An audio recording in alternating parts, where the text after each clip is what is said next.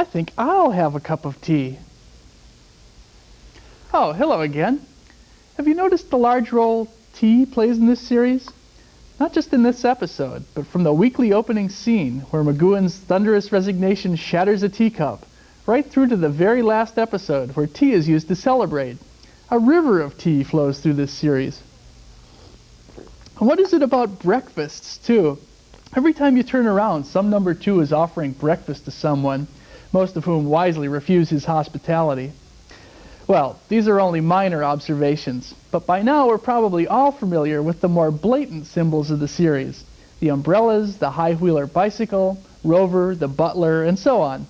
While the tea theme can probably be attributed to the fact that this is a British series, these other symbols have been consciously woven into the fabric of the show to tell us something, either about the prisoner, the village, or about ourselves. Take the butler, for instance. The mysterious midget who most often delivers the tea. He never speaks, although we're never told he's mute. That's just our assumption. His job is to serve the power, and he does so with admirable loyalty and efficiency. Perhaps he's supposed to represent the little person in society, the one whom the state theoretically exists to protect, but who, in this microcosm called the village, ends up serving the state instead. Or perhaps the butler is number one. We get many clues to support this theory. Aside from the prisoner, the butler alone wears no badge and has no number, and he's always at the scene of significant action. And while we never hear him speak, we know number one only as a voice on the phone, a voice that never calls when the butler is around. Perhaps we've overlooked the butler, both figuratively and literally, as the prime candidate for number one. The final episode is full of clues to this effect, and it seems somehow to fit McGowan's dry British wit that after 17 episodes of mystery and torture, we finally discover that the butler did it.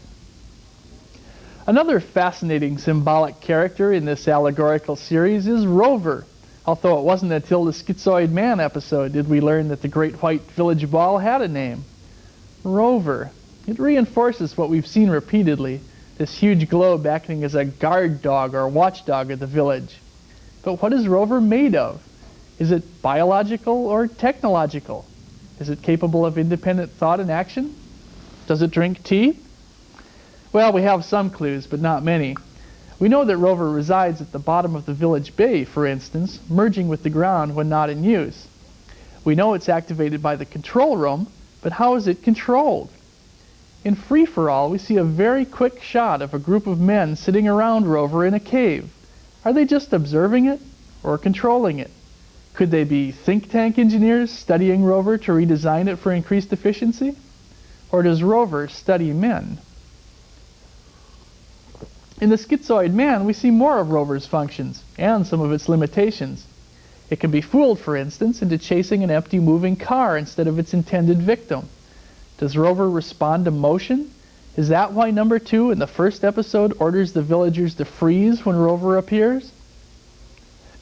We also see that Rover can make mistakes. It identifies the wrong number 6 in Schizoid Man and accidentally kills him. But that's all we really know about Rover, except that it seems to act in direct proportion to the amount of resistance it meets. Like a Chinese finger puzzle, the more you struggle, the harder it is to get away. Because we viewers recognize Rover as a weather balloon, we assume it's hollow. But what if it's really solid? A lump of semi-intelligent protoplasm, like a giant amoeba? This might explain its shape-shifting abilities, as well as its ability to withstand direct bullet hits without popping. And if this were the case, Rover could have some connection with the ever-present lava lamps in the village. They might be a reminder of the police power of Rover, or maybe even incubators for fetal rovers. The symbolism connected to Rover is interesting too. White is usually associated with purity, and a circle or globe is usually a symbol of wholeness or perfection. In Rover, these symbolic meanings are reversed. What appears good is evil, what appears harmless is deadly. In the village, even symbols aren't what they appear. But overanalyzing the symbology of Rover might not count for much. Originally, Rover was supposed to be a little white car that would climb walls, skim the water, and herd people around. but the production crew just could not get the radio-controlled device to work properly. In its first scene, it ran right off the dock, fell into Port Merion Bay, and sank. The white weather balloon known as Rover was a brilliant last-minute substitution for the village police car. Next week, we'll roll in our high-wheeler bicycle to see what hidden meanings lie between its spokes. Oh, and of course, we'll have another exciting episode, this one entitled Hammer into Anvil, a thrilling spy story in which the prisoner attempts to avenge the death of an old friend. Until then, I'm Scott Apel, and I think I'll sneak another cup of number 2's tea.